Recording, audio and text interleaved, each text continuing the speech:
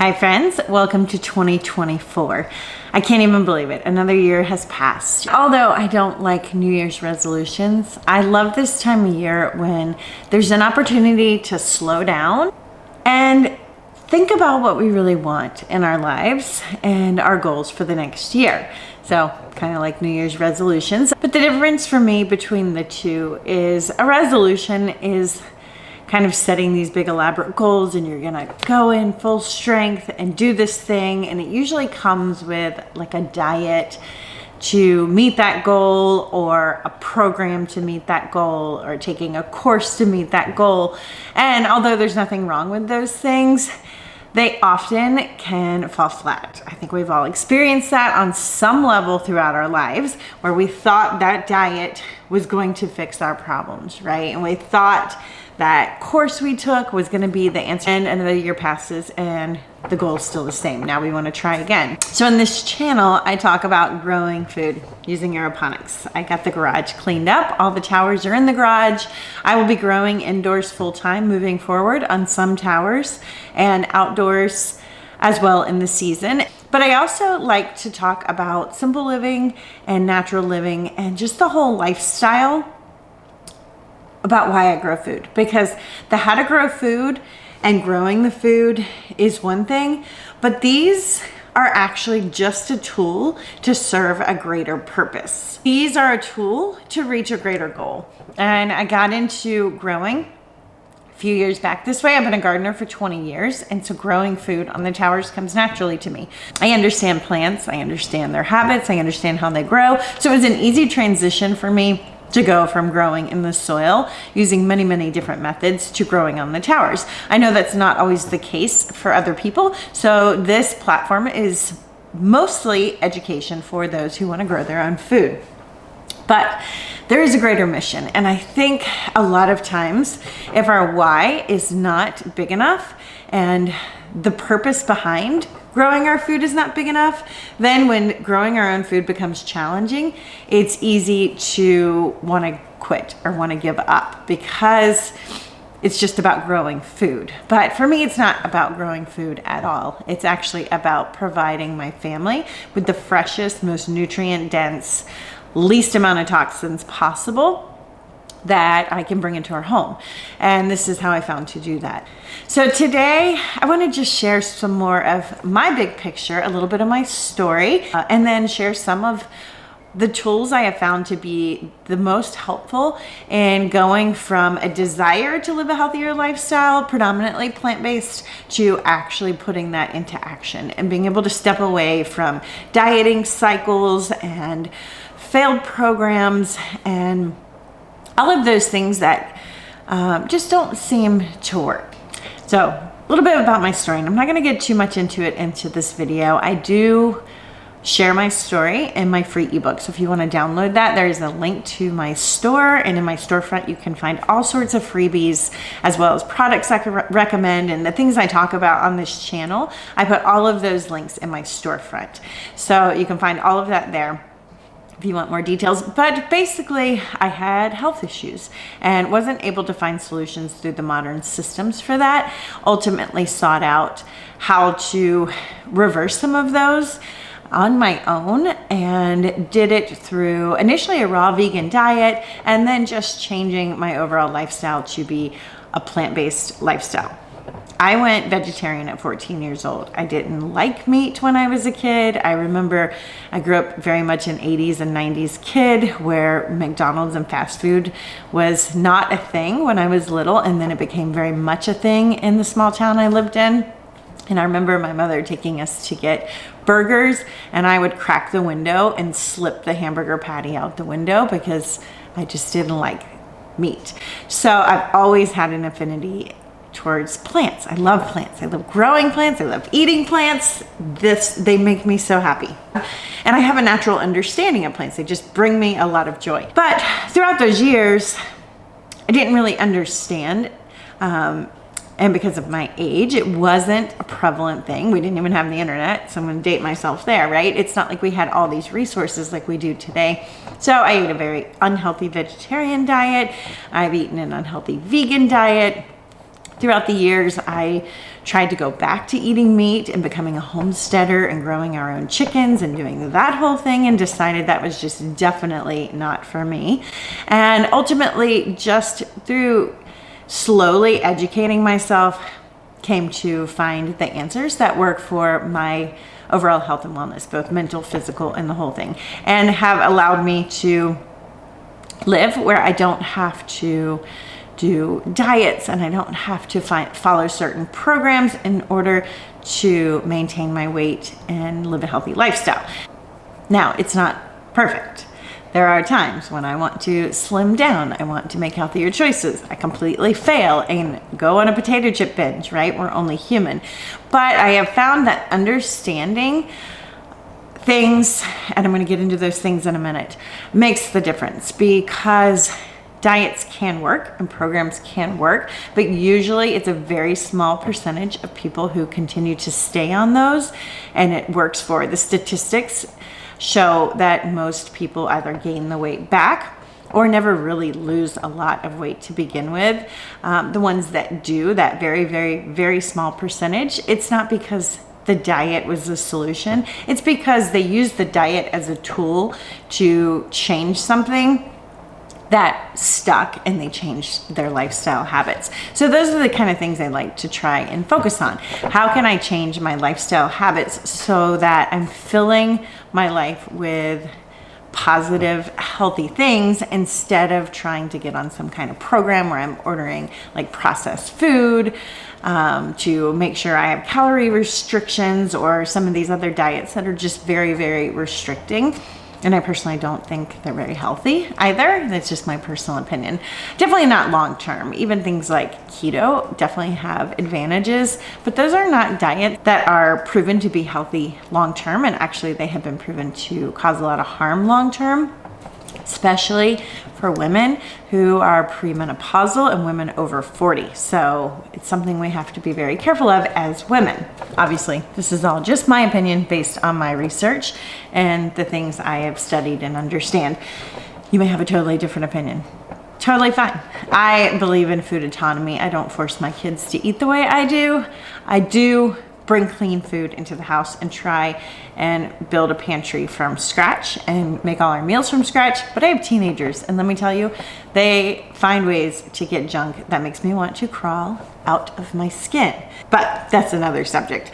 So I'm going to share just a few of my best tips, I think, for 2024. And these are the things that have worked for me over the years. So these are not the things I plan to do as New Year's resolutions to meet a certain goal. These are the things I've done consistently for years that have allowed me to reverse a lot of health issues, get my health under control, maintain my weight, maintain my physical activity and health and mental well-being and all of those things. So these are my tried and true methods and resources, and also just kind of share, what are my next year goals to take it a little bit further, because I do think we have to keep moving forward.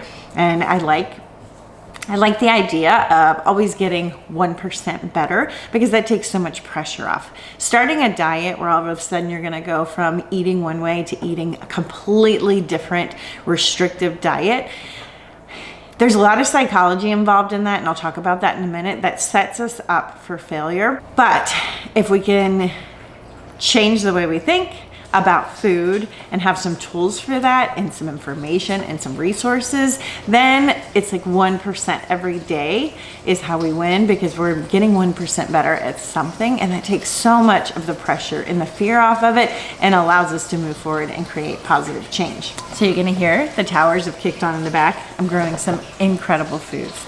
I am growing a wide variety of tomatoes, peppers, eggplants, dark leafy greens, light leafy greens, purple foods. Purple foods are loaded with anthocyanins, which are really beneficial. Lime green foods, dense greens, like kales and broccoli leaves, because I love the texture and the density of those. And then light greens and aromatic greens like arugulas and lettuce and all of those things. Lots of herbs, stinging nettle, beets. Beets are incredibly healthy for women's health. For men as well, but for women's health particularly.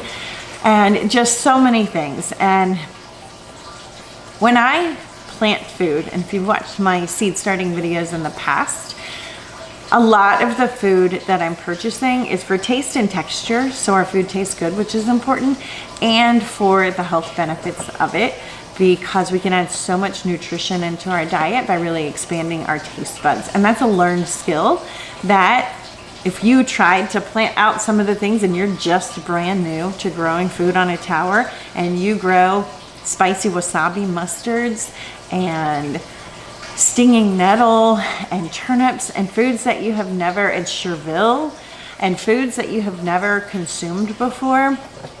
Even celery grown on a tower is very, very different than grocery store celery. Grocery store celery is very mild and almost flavorless. Celery on a tower is so potent. And each variety that I grow has different flavor profiles and can taste very different from plant to plant based on the variety. And that can be a new concept. So it's 1% better. So if you're brand new to tower gardening and you're ready to launch a new lifestyle of growing some of your own food, it might be that you learn how to grow some lettuce and then really get used to eating homegrown fresh lettuce that can taste very different versus store-bought, and then advance from there. It's that 1% instead of, I have seen people plant their towers out with all sorts of like Swiss chard and things, that the seeds that came with the tower, and then they don't like the food because they haven't been exposed to eating those kind of foods. So it does take a little while to transition into a new way of eating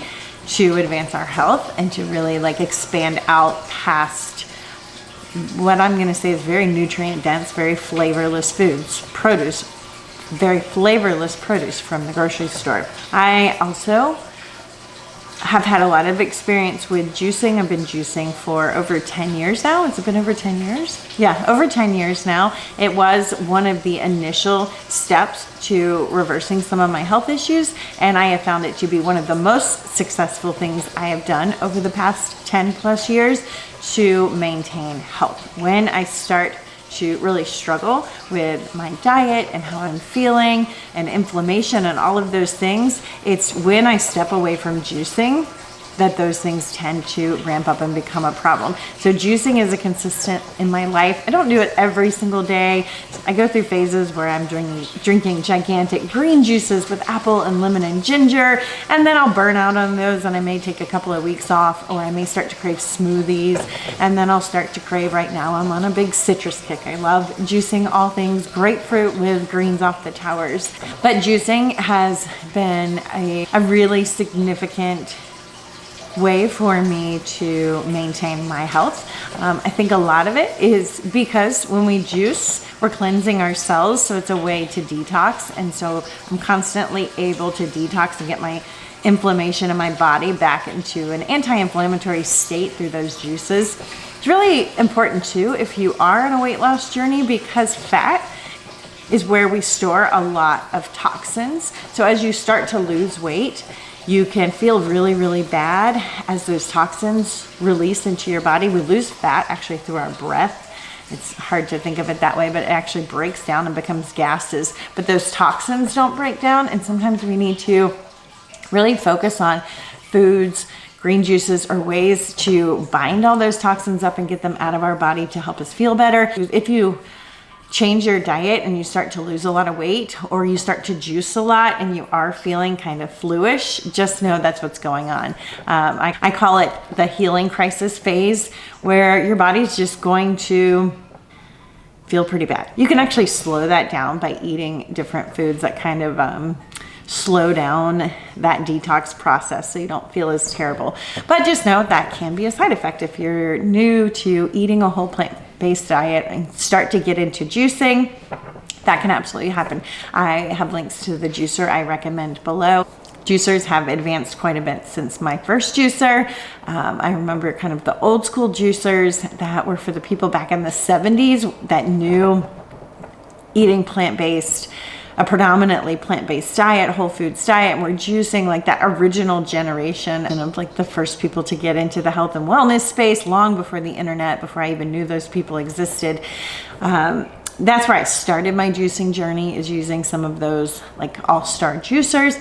Juicers have advanced quite a bit and the price points come down significantly since my first juicing experience. And it's great because it's a lot more mainstream now, which means the products that are coming on the market are way better than what I initially used when I started juicing. They're easy to clean, they're easy to use, they work great at maintaining the nutrients in the juices.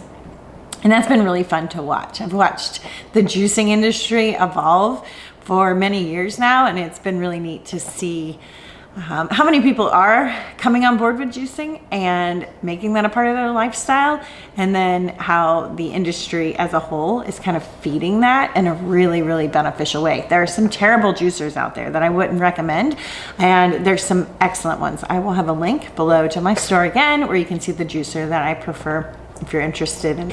And then with juicing, there is no limit. Right here I've got wheatgrass sprouting because I'm doing some wheatgrass for juicing, but there are so many endless options for cleansing the body and repairing the body. There's so many books and resources out there. I will put a link below to a couple of my favorite. One of my favorites is Juicing for Life. I didn't bring that book in here, but that one's in there. So I'll put those resources below if you want to learn more about that as well. But I do think juicing is a huge tool. Now, I mastered that in prior years. Like I mentioned, I've been juicing for over 10 years. Doesn't mean I've been consistent. I've had times where I've gotten out of that habit and I've had to step back into it. I've had times where I've wanted to take breaks from it, and I think that's important to listen to our bodies. The more fruits and vegetables you eat and the more whole food plant-based diet you have, the more your body will start to tell you when it needs certain things. And that's a really cool thing. To salivate when you're hungry over lettuce is not something that is normal to most people. And I remember when I went on a raw vegan cleanse to try and begin to reverse some of the issues I was having, a friend who had done the same method told me, she's like, wait, you'll start to salivate when you look at lettuce or when you get hungry. And I was like, no way, that's weird. And it absolutely happened, and it still happens to this day. Like, I see healthy food, and when I get really hungry, I am like dreaming of what's on my towers. Like, this is what I'm craving. I'm not craving sweets and cakes and all those processed foods or takeout foods or pizza or whatever it is. Now, if I get away from eating this and I start to eat those other things, that can shift very, very quickly. Those foods are designed, processed foods are designed to make you crave them. That's the whole purpose. The whole reason they're designed is to make you crave them and to pull you away from the produce into the middle of the aisles so that you will buy those foods. And the reason being because those are the foods that companies make money on. They can't make money on broccoli. That's all subsidized through the government. It's a huge mess. They make money on the things in the middle of the aisles that stay good for years on end, that are loaded with preservatives. They're loaded with cheap and expensive food for the macro content, and then they are filled with all kinds of flavorings, natural and unnatural, and sugars and oils and fats that are all there for the sole purpose of making you crave them. The more I personally learn about how that system works, the more I don't want any part of it. Do we want to be someone's puppet in a game that's designed to feed wallets? Like, for me, it's so disgusting. I don't even want any part of it. I don't want anything to do with that. And it took understanding what's really going on in the grocery stores for me to get to that place and get to that place of anger and like disgust, to where those things are not even an option. Like, they're not an option. Now, I'm not gonna lie. Sometimes potato chips are an option. I am only human, right? But for the majority of the time, changing the way we think about food and our understanding of food and the systems, for me, has made a huge impact on living a simpler, healthier lifestyle easier. And that goes into the simple living too. I like to talk about simple living on this channel. You're not gonna see me in prairie dresses, baking bread very often, although I love a good prairie dress, and I make both sourdough bread and regular bread quite often. But when I'm talking about simple living, the same as I'm mentioning with a natural living lifestyle. It's just getting away from being programmed to think certain things are needed in our lives to make us happy. You know, and that sort of idea of, you know, if I get this thing, it's gonna make me happy. If my kitchen, like we're redoing our kitchen, we've been in this house 4 years. I don't even have an oven right now. It's sitting in front of me in this garage, and that's okay. Like, I've accepted that having a perfect kitchen and even an oven that works, which is kind of important, isn't foundational to my happiness. And so I can live a simple lifestyle without those things until I have the means and the time and the resources to fix them and be content in that whole process. And I often say, like, simple living is just a concept. It doesn't matter if you live in 3,000 square feet or 400. I have neighbors who live in literal sheds that have been converted into tiny houses. That's simple living. That is super simple living compared to how we live. But it's more about the heart issue around it. Like, are we seeking happiness in things? Are we waiting, like, if I get this, if I can do this, if my kitchen only look like this, then I'll be happy? Those are the things that I think pull us away from a simple lifestyle of contentment and kind of put us in that rat race. And so when I talk about simple living, it's more about growing my own food, making simple meals out of that food, being content with things in our space, not desiring bigger and better, and using my hands and my mind to accomplish things instead of just running off to the store to buy something. It's actually trying to step away from buying things and buying things used instead of going off to purchase something brand new. Those are my ideas of simple living that kind of tie into this. I want to talk about some resources that have been helpful for me on this journey. Like, information, knowledge is power, right? And I've watched others go through this journey in the same way. I had a loved one that for years, like 17 years, guys, I was screaming, what you eat matters. You know, healthy food matters. We need to be growing our own food. We need to get away from processed foods. The thought process was that it didn't matter. And a lot of people think that it doesn't matter what you eat and what you put into your body. And so I think until we kind of change that thinking, it makes it really difficult to actually change your lifestyle in a way that's going to help you reach those goals of having less weight, more emotional stability, feeling healthier in your body, having more energy, being able to exercise, all of those things. Reversing illnesses. A lot of the things that we deal with these days are man-made. We have a lot of issues, health issues, because of our actions. I have an injury in my hand. I need to seek some more advanced medical advice on this situation from a specialist that can help me deal with this situation. I can't fix this with broccoli. I've tried, trust me. This is something outside of my scope. But a lot of the health issues I did have that I was trying to seek modern help with was not able to fix with modern help, and was able to fix because they were lifestyle issues. They were lifestyle things that were causing me to be ill. And most of the things we're dealing with these days are because of our choices. And it's actually sadly become taboo to even say that, but I'm gonna say it. So let's dive into two of my absolute favorite books, and I wanna explain why. The first one I started with was this book right here.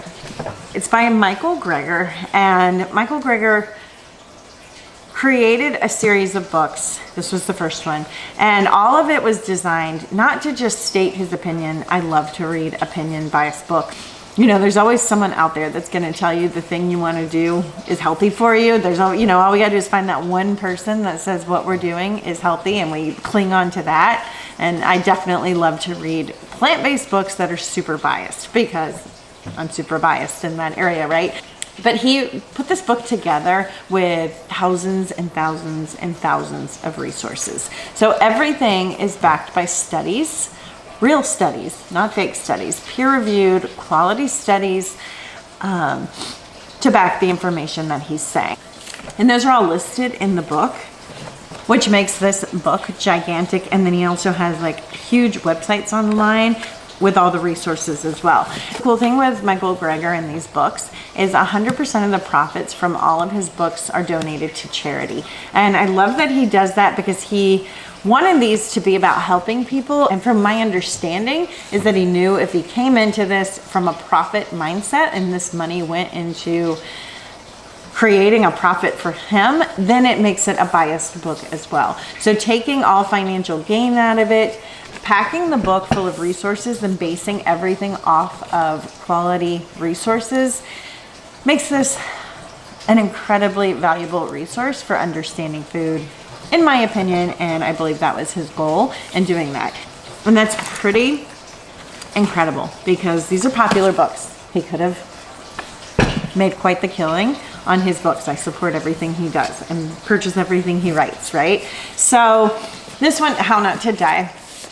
This book, it does a really good job. In the first few chapters, it's mapped out how not to die of heart disease, how not to die from lung disease, how not to die from brain diseases, right? And so it gets into all the different things. And then as we move into the second part of the book, it's about specific foods and, you know, all of the things in this first part that are mentioned to help with those. He kind of breaks down into individual items in here and talks about the benefits of those. So this page is about beans. This one's good, clearing the air about beans and gas. That's really important to understand. A lot of people will try to revert to eating beans and eat too many and think they cause gastric issues. You actually have to slowly adjust your diet when it comes to beans and introduce a little bit at a time and increase that over time, because if you haven't been eating beans, you don't have the enzymes to deal with those. So just be mindful of that. I believe he has a podcast too. I'm pretty sure he has a podcast. I think I learned that particular thing on his podcast. Don't hold me to that, but maybe. So, you know, it gets into fruits and kiwi, carnivorous vegetables, greens, other vegetables, organic, buying organic, herbs and spices, beverages, all the things. So this is a great just overview about food education. To me, when I understand the health benefits of food, that's why I'm super passionate about growing different things, because I'll read up on that plant and be like, oh my gosh, I can do that for my body. I definitely want to grow that. And in modern society, especially when it comes to like supplements and vitamins, and I'll get into that in a second, they're isolating. So if we know anthocyanins are healthy for us, right? That's the compound in purple foods that's really beneficial. It's like, oh, okay, so anthocyanins are good. Let's take the anthocyanin out. Let's multiply that, grow it in a lab, whether naturally or unnaturally, and make it concentrated. And then we take that as a supplement. Then we're going to have all these amazing benefits, right? Well, actually, from what I've learned, not the case, right? We need, the whole plant is perfectly designed with those anthocyanins in it, and it's the completeness of the plant. You can read up on the understanding of plants and how they work, and there's so much we don't even know on how all of those amazing things come together to create such valuable, powerful healing in our bodies, right? And so when we take the isolated compound, what we do is put stress on our liver, because we're not supposed to have isolated compounds in high doses. The plant was designed to give us a little bit of that, and if we eat those plants consistently over time, that is where the magic happens.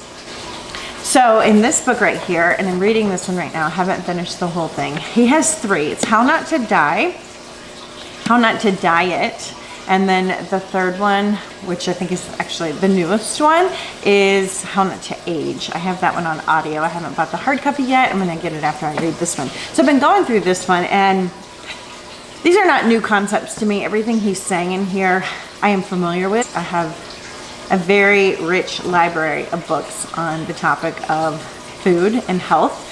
And so these are not new concepts to me, but it's great to read them and just be reminded.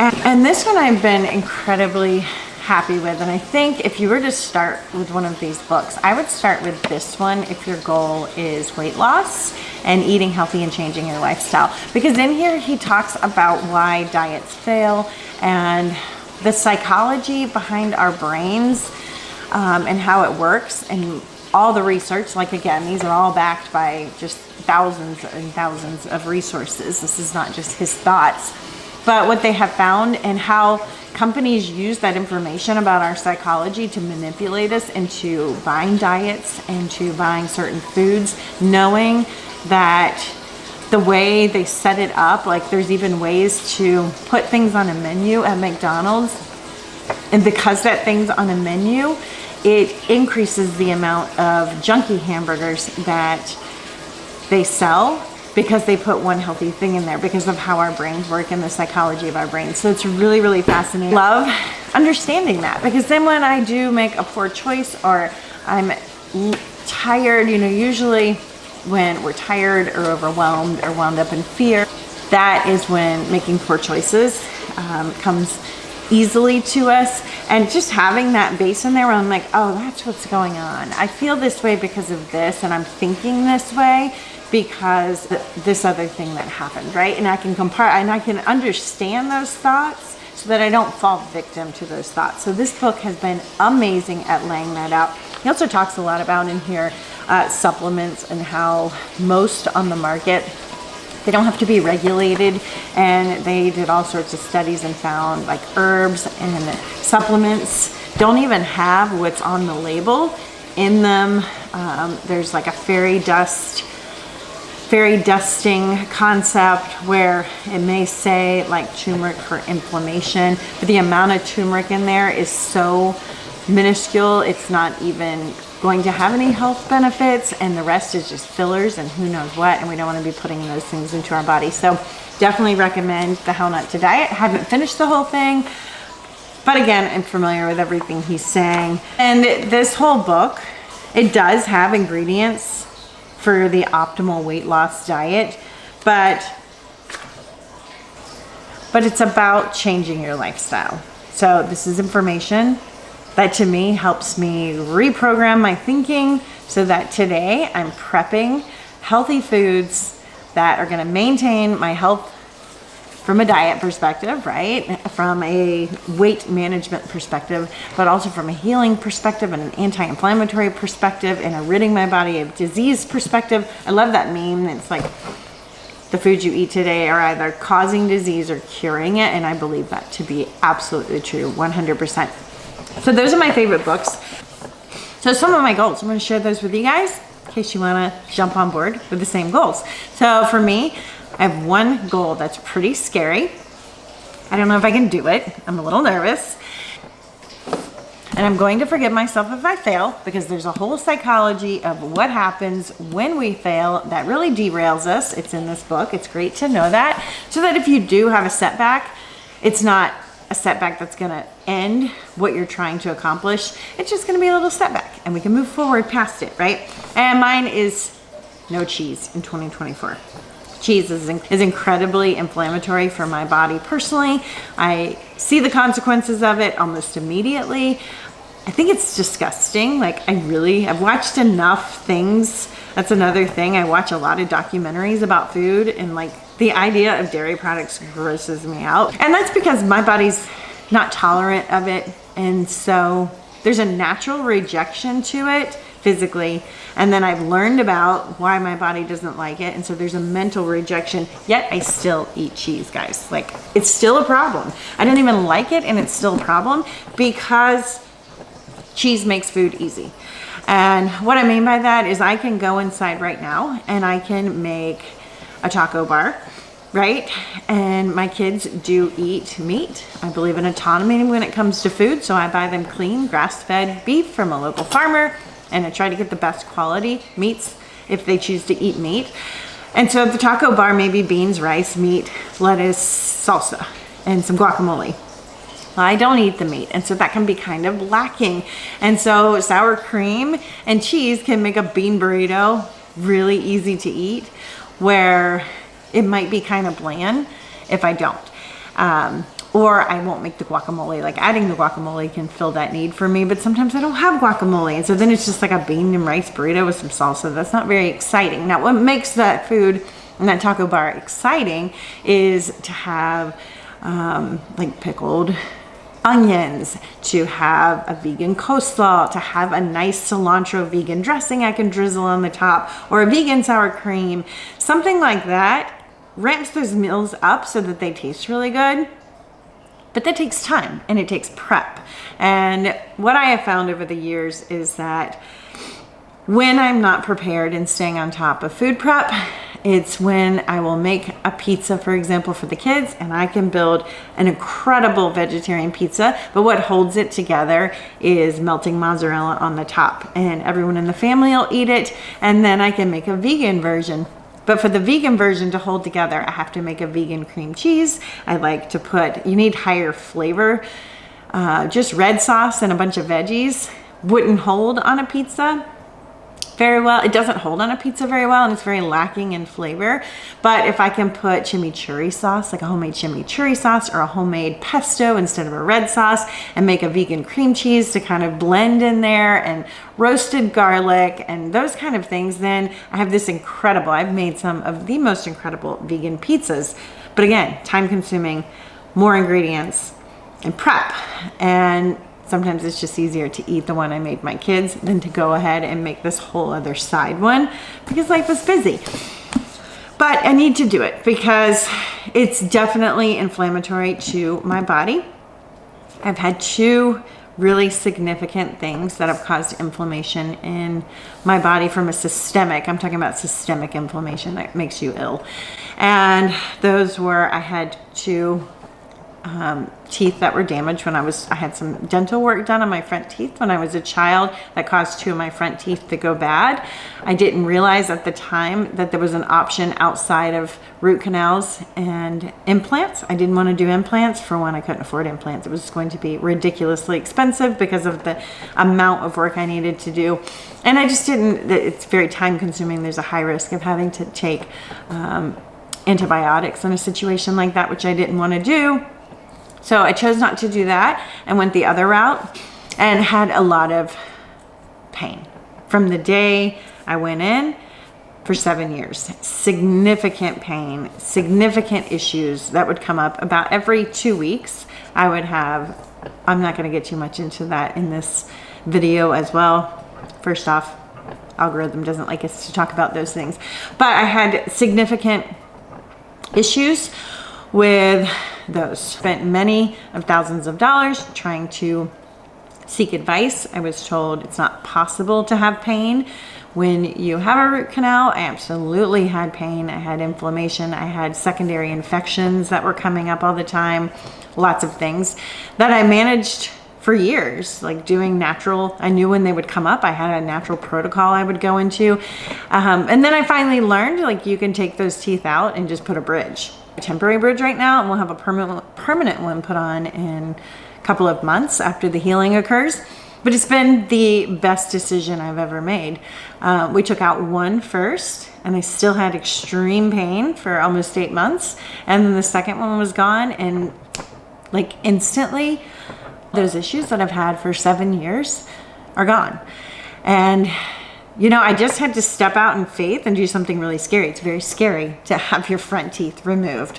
I will tell you that. Not just because of the dental procedure, but you know, from a cosmetic perspective, there's some consequences to doing that. And I chose to do it anyway, and so happy about that. So that was one of my goals for last year, was really face that. I kind of put my head, I think sometimes, you know, when we get in situations where we have to deal with health struggles, it can be really scary. And I was totally burying my head in the sand because dental PTSD is like a real thing. If you know what I'm talking about, you know what I'm talking about. And, you know, I was just fearful to do it, but I'm so glad I did it. So that was last year's goal. This year, it's tackling the second systemic inflammatory issue.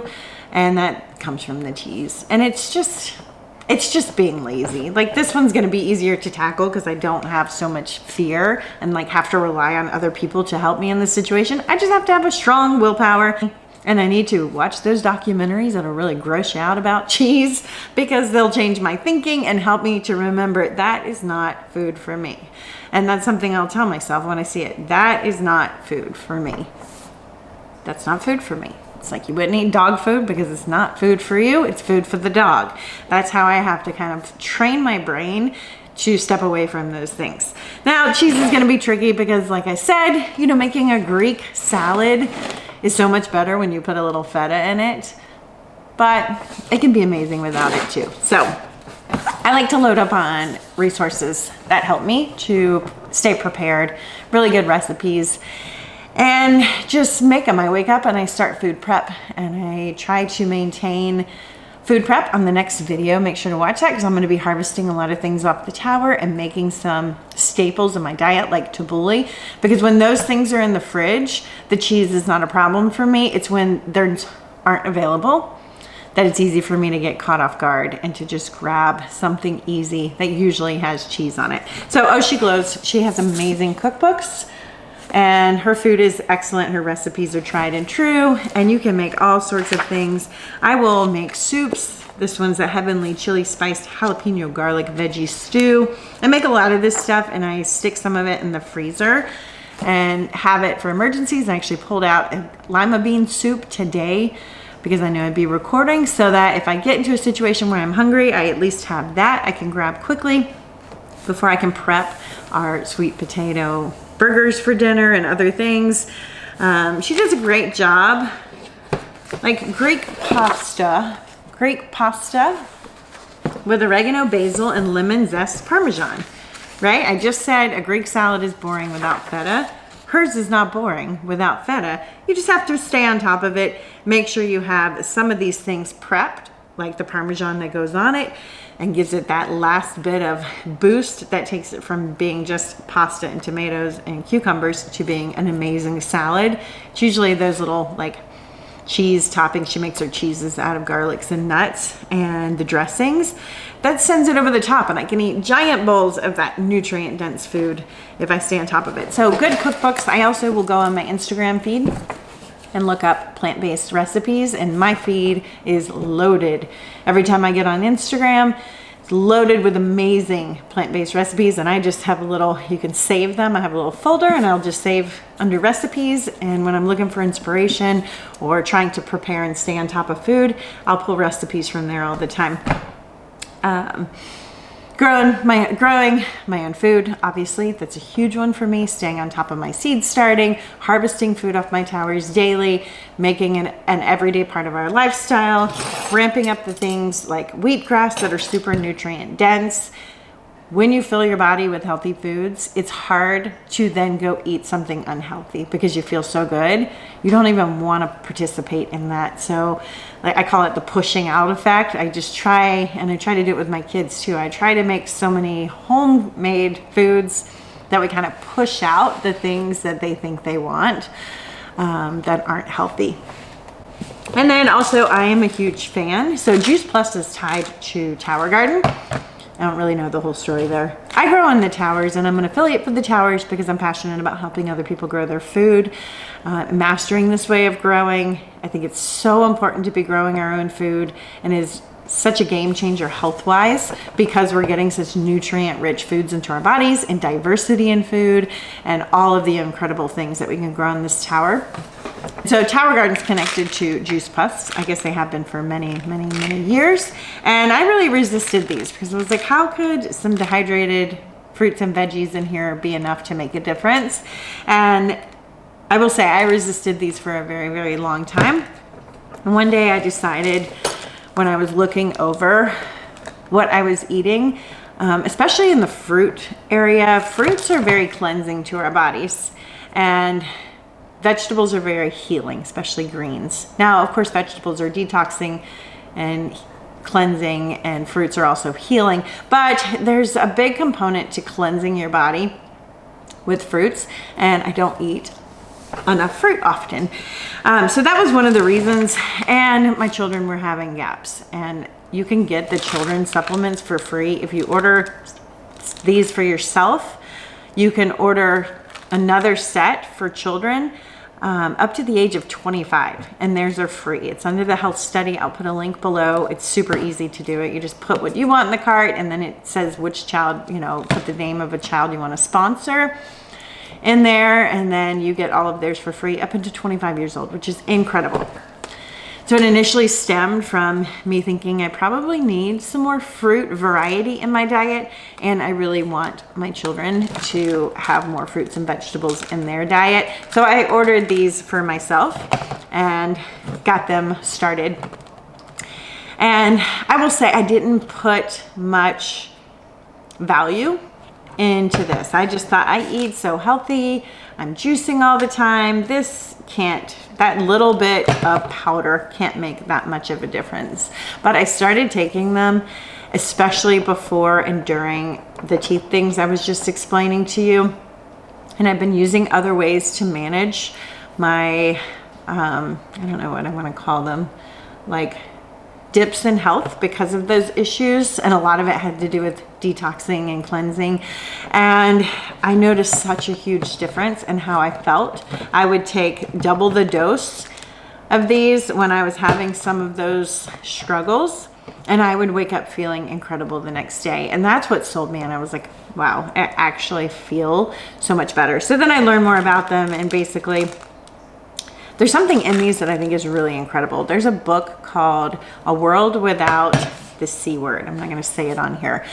I'll link it below. And it's about the importance of seeds in our diet. And the cool thing is they use small farmers, and they take the food that's being grown using better than organic practices, in my opinion. Organics have gone downhill. The organic standards have gone incredibly downhill over the last few years, and are continuing to take a deep dive as they allow appeal on organic produce moving forward. But they come right off the farm, and they juice them, skins and seeds and all, and then it's turned into a powder very quickly, so that you're not losing the nutrient content. It's going from fresh picked to powder very quickly, and we're not taking out anything. The whole plant is amazing, right? The medicinal properties of plants doesn't come from isolating that anthocyanin. Like I said, it comes from the dynamics of the entire plant and all the nutrients that are involved. And that's why we want to grow them, because if we can take them right off the tower and put them on our plate, the nutrient content blows away what's in the grocery store. I was reading up on some things and listening to some people about how grocery store produce only could have as little as 15% of the nutrients left in, because of the age and how far it's had to travel and all of the things. So this is like incredibly nutrient dense food, and the concept's the same here. We pick it, we juice it, we turn it to a powder, and make it available. So these have been amazing. I'm like a super fan of the supplements now, which I don't even like supplements, and I've been really against taking anything for many, many years. I don't like supplements. But the other cool thing is, and I've taken many supplements. I've tried to do the protocols in 2020. They made me all kinds of messed up. When I take these at night, I feel like I'm eating food. It's the strangest thing. Like, I've always hated swallowing capsules. And so they have a gummy version, and I bought the gummies thinking the kids would like the gummy versions. And then I end up eating them like candy. They're so delicious. And the kids actually like to take these. One child likes to take the gummies. But when I eat these at night, it feels like I'm eating food. It's so strange. And I think it's just, like, it goes back to the psychology of how our brains work. Like, my body recognizes this as food. So when I'm swallowing these pills, I'm not dreading having to swallow pills like I have with other supplements in the past over the years. I'm swallowing them and feel like I'm actually eating a food, which is really bizarre to me, but also really cool at the same time, how my body's like, yep, this is what we want. And so it's changed my brain and how it tastes and the texture and how the whole process works when I take these at night. So that's just my rant on there. If you're interested in these, I will put them below. I do the quad, which is the 4. So if feel like I'm coming down with something or just not feeling right, I also like that I can double up on these. I do that quite often, and it just kind of gives me a boost in health. I don't double up on the omegas. I only do 2 of those at the most. But for the other ones, because it's just fruits and vegetables, I can power it in, and it's like just getting all those in. Sometimes I'll fast too and just take these if I'm trying to do like a little, giving my digestive system a little break, and just get a lot of nutrients into my body really quickly to fight something off. So that's a tip and trick. I'll put these below if you're interested. There's 2 ways. You can just order those, or you can order them as the health study and get the gummies or another set for free, or however you want to do it. Very cool, very easy. So my last goal for 2024, and I don't have many, stay on top of the food prep, get rid of cheese. Cheese is the big one. Like, no more cheese for me. Cheese is not food for me, right? Cheese is not food for me. Branch out on my juicing. Go back to the wheatgrass. I've gotten off the wheatgrass for a while. I really like to drink aloe juice. I think it's incredibly healing. So just some fun, like pushing the boundaries, trying some new things. Wheatgrass tastes really bad, so it's not super enjoyable. So it's easy to get out of the habit of drinking wheatgrass, but I do think it's incredibly nutritious and amazing for our bodies. So just kind of like stepping back into that uncomfortable area of how do I make it taste good, fun things like that, and then my overall health, and then exercise. Big on exercise. I do CrossFit, and my plan was to up-level my strength in 2024, to work on some skills with CrossFit, and then I had this injury. I fell off of a piece of CrossFit equipment. It was silly. It was a no big deal fall. It was actually kind of like the slow motion fall where we all just got a good laugh because it was ridiculous. But I ended up doing some significant damage that has already put me out of the gym for a month, and looks like it may require some outside resources to fix whatever's going on, and could potentially keep me out of the gym for a very long time. Now I'll continue to go and modify, because I think it's important that we keep our good habits, even if we have to modify them. So I will go to CrossFit 5 to 6 days a week, like I have for the past 3 years. And I will just modify it in a way that's safe, where I'm not gonna hurt my finger anymore, but can continue to like stay in the game. And then I purchased a really cool thing for our family, and that's a Peloton bike. And I've been riding. I used to be an aerobics instructor and a spinning instructor for many years. And I just love the Peloton. I've been using one in town at my husband's gym, but because of the weather and homeschooling my kids and having a business, it's really difficult sometimes just to get into the car to go even 4 miles down the road to hop on a bike. So we did bring one into our home this Christmas. I will put a link if you're interested in a discount code for Peloton. They're incredible. You can rent them now. You can buy them refurbished. You can find them on Facebook Marketplace. The cost is very reasonable now, in my opinion, if you use it. Now, any piece of equipment, if you don't use it, is a waste of money, obviously. But the Peloton offers me the opportunity to get a really good workout and challenge me in a way that I wouldn't do, that I have proven to not be able to do by myself in our home gym. We have a really nice home gym here, and I'm not capable of motivating myself to use it. And I think that's okay. We have to understand our capabilities and our limits. And my son does an amazing job at working out at home and really challenging himself. I do a terrible job. Now, could I fix that? Yes. If I made working out at home like my thing, I could fix it with time and habit and routine and mindset, changing my mindset around it. But I want to not eat cheese this year. That's my focus. I don't want to have to focus on that. I like going to the gym. I like going to CrossFit and having that social component, kind of getting out of the house. But I also have many times when I can't go, or now I have this injury that's going to limit my ability to really push myself there.